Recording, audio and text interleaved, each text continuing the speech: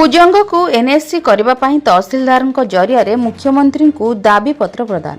कुजंग को एनएससी रे परिणत करबा पई आज कुजंग तहसीलदार जरिया मुख्यमंत्री उद्देश्य रे एक दाबी पत्र प्रदान करा जायछि। तेबे कुजंग स्थित जयगुर मंदिर निकटरू एक विशाल रैली साहाय्य दलमत निर्विशेष रे कुजंग अंचलर शताधिक संख्यार महिला और पुरुष मानक सह सचेतन नागरिक और अनेक बुद्धिजीवी माने सामिल होइथिले। मात्र पूर्व सरकार समय रे कुजंग को एनएससी घोषणा करा जायथिया बेले वर्तमान सरकार रे ताहा परिणत करा जाय नाही, जाहाकु ने कुजंगवासी दलमत निर्विशेष रे आज शताधिक संख्यार पुरुष और महिला माने स्थानीय तहसील कार्यालय सम्मुख रे डाकबाजी जंत्र साहाय्य विभिन्न नाराबाजी देवा सह कुजंग को एनएससी रे परिणत करबा पई तहसीलदार जरिया मुख्यमंत्री उद्देश्य रे एक दाबी पत्र प्रदान करिसेंती। एथि सहित जदि आगामी 10 दिन मध्य कुजंग को एनएससी रे परिणत करा न जाए ताहेले आगामी दिन में राजरास्ता को अवरोध करने सह आंदोलन जारी रहियो बोली कुजंगवासी पक्षरु कुहा जायछि। तेबे बदलिछि सरकार, बदलिछि ओडिशा, हेले बदली नाही कुजंगर स्थिति। कुजंग को राज्य सरकार केबे घोषणा करिवे एनएससी ताहा उपरे रहिछि समस्तक नजर। तथापि एक प्रश्न कोन पई पूर्व सरकार कुजंग को एनएससी हेबो बोली घोषणा कले, एबेकार सरकार बंद कले ना कुजंगवासी को भुआ बुला जाउछि। एबेकार सरकार मंत्री और विधायक ए माटीर पुओ श्रीजुक्त संपत स्वाई एक खबर कागज रे कहिसेंती कुजंग को एनएससी घोषणा करा जिवो, ताहेले ए कोन पई ए प्रहसन। मो रघुनाथ साहू आवाहक कुजंग सचेतन नागरिक मंचर आवाहक।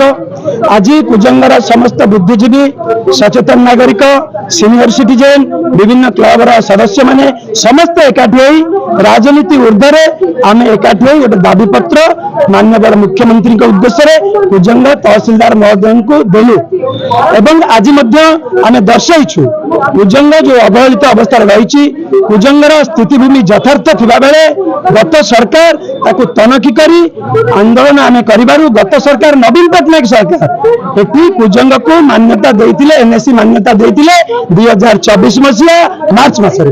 किंतु सरकार बदलला, सरकार बदलला पर वर्तमान जो सरकार आसिले किंतु वर्तमान जो 12टी एनएससी घोषणा हला 7टी जिल्लार ता भितर कुजंग नाही। सेति पई या अत्यंत दुर्भाग्य।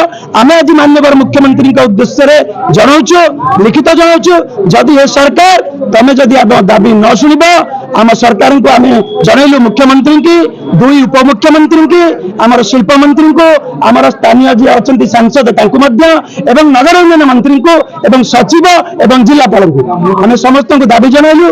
जदि दाबी पूरण न हुए आसंता 10 दिन पर आसंता 9 तारीख मंगलवार पुणी गोटे बड़ आंदोलन कुजंग हम, कुजंग बजार अचल अवस्था हम। मु जिन्मयी साहानी वर्तमान मो परिचय मु कुजंगर एक नागरिक। आज कुजंग को एनएससी मान्यता प्रदान दाबी मुख्यमंत्री उद्देश्य रे तहसीलदार को दाबी पत्र प्रदान करा जाउछि।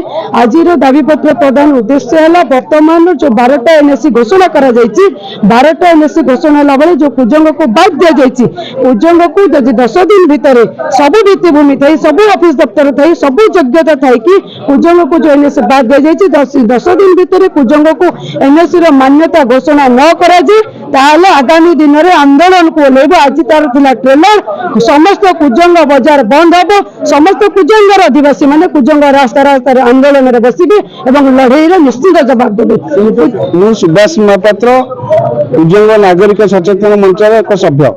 आम आज तहसीलदार जरिए जो दाबी पत्र देलु जो पूर्व सरकार जो थे कुजंगर लोक आंदोलन करी सरकार को दाबी पत्र दे हक को छड़ी आनी कुजंग को जो एनएससी घोषणा पूर्व सरकार घोषणा करथिले किंतु सरकार गला परे जो नूतन सरकार आसिले आज आमर जे मंत्री अछंती आमर जे सांसद अछंती से समस्त कहथिले जे कुजंग को तुरंत एनएससी घोषणा करबा दरकार। आमे ये आंदोलन को समर्थन करछु। दुखर परितापर विषय आज नुआ सरकार आसीचंती 12टी म्युनिसिपालिटी एनएससी घोषणा कराइछि सेतिले कुजंग बाद पड़छि। कुजंग होउछि एक ऐतिह्य परंपरा माटी जे कुजंग एक स्वतंत्र राज्य थिला। आज कुजंगर समस्त समस्त भित्तिभूमि अच्छी ये तहसिल अच्छी कि कोर्ट अच्छी सब जज कोर्ट अच्छी थाना अच्छी ब्लॉक अच्छी सब अच्छी मेडिकल अच्छी समस्त कथा कही कुजंग को 12टी वंचित कर तुरंत दाबी रखुची सरकार के पाखे तुरंत एनएससी घोषणा कर हुए यदि एनएससी घोषणा न करा जाए ताहले आपण माने देखिए आगामी दिन में पार्टी में ये माटीर पुओ मैंने समस्त एकाठ देवे दलगत निर्विशेष समाधान एकाठ देवु हक चढ़ाई ये आंदोलन जारी रही। जगतसिंहपुर संतोष मल्लଙ୍କ रिपोर्ट जन अधिकार लाइव।